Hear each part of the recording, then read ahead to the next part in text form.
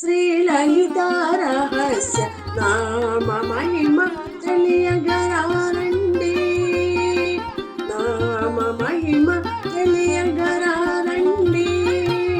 శ్రీలలిత రహస్య నామ మహిమ తెలియగరారండి.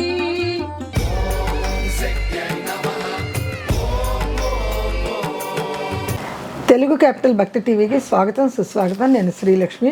ఈరోజు మనతో సంస్కృత పండితురాలు, సంస్కృతంలో గోల్డ్ మెడలిస్ట్, కవిత్రి, రచయిత్రి, ప్రముఖ ఆధ్యాత్మికవేత్త, జ్యోతిష నిపుణులు డాక్టర్ శ్రీమతి కుప్ప విజయశ్రీ గారు మనతో ఉన్నారు. విజయశ్రీ గారు నమస్కారం అండి. నమస్కారం శ్రీలక్ష్మి గారు.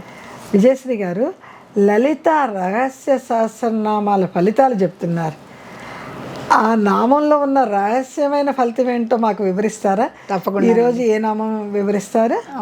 శ్రీలక్ష్మి గారు, ఇంకా మనము యుద్ధవర్ణన పూర్తి చేసుకోలేదు.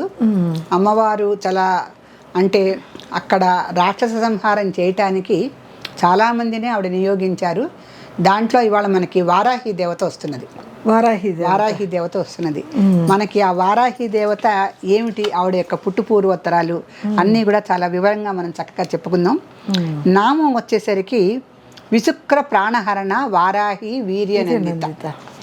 అంటే విశుక్ర ప్రాణహరణ, ఈ విషంగుడు విశుక్రుడు అనే ఇద్దరు రాక్షసుల్ని భండాసురుడు తన కుడి ఎడమ భుజాల నుంచి సృష్టించి అమ్మవారి మీదకి యుద్ధానికి పంపించాడు. ఇప్పుడు ఈ విశుక్రుడు కుడి భుజం నుంచి వచ్చాడు. కుడి అంటే ఎడమ భుజం నుంచి వచ్చిన విషంగుణ్ణి సంహరించడం అయిపోయింది, సంహరించేశారు. ఇప్పుడు ఈ దండనాయకి అయిపోయింది.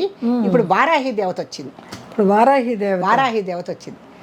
ఈ వారాహి దేవత విశుక్రుడిని సంహరించింది. అది చూసి అమ్మవారు సంతోషించింది. యాక్చువల్గా విశుక్ర ప్రాణహరణ, విశుక్రుడి యొక్క ప్రాణాలని సంహరించిన తర్వాత అతడి ఆ వారాహి దేవత యొక్క వీరత్వం చూసి అమ్మవారు సంతోషించింది. వీరే నందిత. నందిత అంటే మనం చెప్పుకున్నాం కదా, ఆనందం అని. అయితే నామానికి మనం అర్థం చెప్పుకున్న తర్వాత అసలుకి వారాహి దేవత ఎలా వచ్చింది అంటే, ఇప్పుడు వారాహి కూడా మన లలితాదేవి అంశే. అయితే ఆవిడకి వారాహి అనే పేరు ఎందుకు వచ్చింది? శ్యామల ఉందంటే కనుక వేరు, సరస్వతి ఉందంటే వేరు, అలాగే లక్ష్మీదేవి ఉందంటే వేరు. వారాహి అంటే మళ్ళీ వరాహమూర్తి రూపం కూడా కనపడుతుందండి. వరాహ వదనంతోనే వారాహిదేవి ఉంది కాశీలో కూడా. వరాహ వదనంతోనే ఉంటుంది ఆవిడ. అంటే ఇప్పుడు వరాహానందనాథుడు అనేసి ఒక మహాభక్తుడు లలితాదేవి గురించి ఘోరమైన తపస్సు చేశాడు. ఆ వరాహానందనాథుడు చేసిన తపస్సుకి మెచ్చి అమ్మవారు వరాహ వదనంతో దర్శనం ఇచ్చింది. వరాహం అంటే పంది కదండి, అలాంటి అంటే మనకి వరాహావతారం కూడా ఉంది కదా దశావతారాల్లో. ఆ వరాహ వదనంతో అమ్మవారు ప్రత్యక్షమై, అంటే ఆ భక్తుడి పేరుతో ఒక అమ్మవారు ఒక రూపాన్ని పెట్టుకుందాం. అంత భక్తి అంటే భక్తుడి పేరుతో అమ్మవారు ఒక రూపాన్ని ధరించిందంటే ఆ భక్తుడు ఎంత గొప్పవాడు చూడండి. వరాహానందనాథుడు అనే భక్తుడు అమ్మవారి గురించి తీవ్ర తపస్సు చేస్తే ఆవిడ వారాయిగా మారిపోయింది. పైగా వరాహ వదనంతో వచ్చింది. అందుకని అమ్మవారి భక్తివస్య భయాపహ అది ఉంది కదా. భక్తులంటే ఆవిడ వసురాలు అయిపోతుంది అంతే. అంత కరుణా హృదయరాలు కనుక ఆవిడ వారాహి దేవతగా మనకి రూపం, ఒక అవతారం ఇచ్చింది. ఆ వారాహి దేవత ఈ విశుక్రుడిని చంపింది. అయితే ఈ విశుక్రుడు విషంగుడు సంహరింపబడగానే అవలేదుగా యుద్ధం, అక్కడికి ఇంకా యుద్ధం కొనసాగుతూనే ఉంది. ఎందుకని, ఈ విశుక్రుడిని విషంగుడిని భండాసురుడు తన కుడి ఎడమ భుజాల నుంచి సృష్టించింది కాక నామాని ఒక స్త్రీని కూడా సృష్టించాడు. ఆవిడ కూడా ఒక రాక్షసి స్త్రీ. ఆవిడ ఏం చేసింది, 8 మంది కొడుకుల్ని కంది ఏకంగా. అబ్బా! ఆ 8 మంది కొడుకులు వీళ్ళు వచ్చేసారు. ఎందుకంటే ఇద్దరు మేనమామలు పోయారు. ఇప్పుడు ఈ నామాని చెల్లెలేగా వాళ్ళకి. ఆ మేనమామలు పోయేసరికి తన పిల్లల్ని పంపించింది ఆ నామాని అనే రాక్షసి. ఆ 8 మంది పుత్రులు వచ్చేసారు. ఆ 8 మంది పుత్రులు వచ్చి మళ్ళీ యుద్ధం మొదలు పెడితే దాంట్లో ఒక రాక్షసుణ్ణి శ్యామలాదేవి, ఒక రాక్షసుణ్ణి లఘుశ్యామలాదేవి కూడా ఉంది. మనకి రాజశ్యామల కాకుండా లఘుశ్యామలాదేవి కూడా ఉంది. ఒక రాక్షసుడిని భైరవీదేవి, ఒక రాక్షసుడినేమో వారాహీదేవి, ఒక రాక్షసుడినేమో ఒక ఉపాసక అంటే రకరకాల పేర్లతో ఉన్నారు అమ్మవారి దగ్గర శక్తులు. ఆ 8 మంది రాక్షసుల్ని 8 మంది దేవతల చేత సంహరించేలా చేసింది. మొత్తానికి అంటే ఈ భండాసురుణ్ణి వధించే ముందర అతని యొక్క 30 మంది పుత్రులని సంహరించింది ముందు. తర్వాత అతను సృష్టించినటువంటి విషంగుణ్ణి విశుక్రుణ్ణి సంహరించింది. తర్వాత వాళ్ళకి ఒక చెల్లెలు ఉంది నామాని అని, ఆవిడ కన్నా 8 మందిని సంహరించింది. దాని తర్వాత వాళ్ళకి ఒక ఇది ఉంది, సైన్యం ఉంది బాగా, ఆ సైన్యాన్ని అంతా సంహరించింది. ఇప్పుడు మొత్తం అతని బలము, అంగబలము అర్ధబలము అంటారు, అంగబలం అంతా పోయింది అతనికి.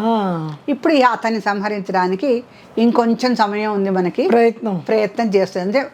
అంటే స్టెప్ బై స్టెప్ వెళ్తోంది అమ్మవారు కూడా ఒక క్రమ పద్ధతిలో.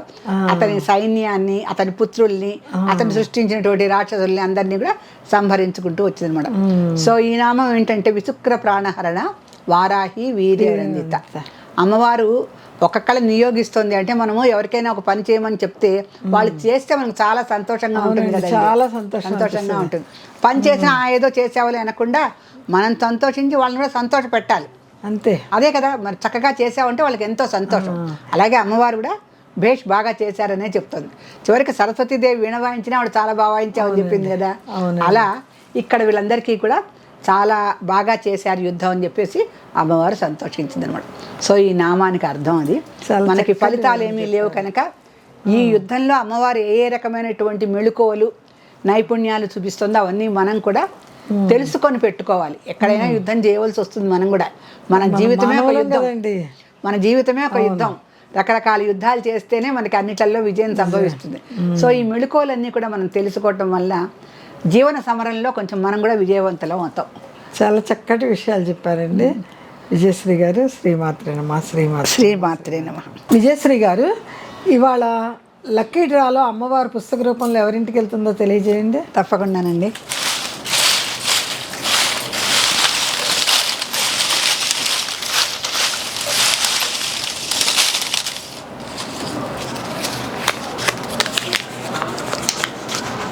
ఇవాళ అమ్మవారి అనుగ్రహం మణికొండలో ఉంటున్న కార్తీక అనే భక్తురాలికి వెళ్ళిందండి. చాలా సంతోషం. కార్తీక గారు, మీకు అమ్మవారి అనుగ్రహం లభించింది. త్వరలో మీకు లలితా సహస్రనామ ఫలితాలతో కూడినటువంటి పుస్తకం అందుతుంది. మీరు అభినందనీయులు. కార్తీక గారు, మీ చిరునామా, పిన్ కోడ్ నెంబర్తో సహా స్క్రీన్ పైన వచ్చే నెంబర్కి పెట్టండి. పుస్తకం అందగానే మాకు అందినది అని ఛానల్లో పెట్టండి. చాలా సంతోషిస్తాము. అందరూ కూడా తెలుసుకుంటారు. ఎవరికి అందుతున్నాయా లేదా అన్నట్టు అసలు ఎవరు చెప్పట్లేదు సరిగ్గా. ఈ మధ్య కొంచెం మార్పు వచ్చింది, పెడుతున్నారు. మాకొచ్చింది అని చెప్తే మాకు సంతోషం, వినేవారికి కూడా సంతోషంగా ఉంటుంది. తప్పకుండా పుస్తకం అందిందని తెలియజేయండి. శ్రీమాత్రే నమః.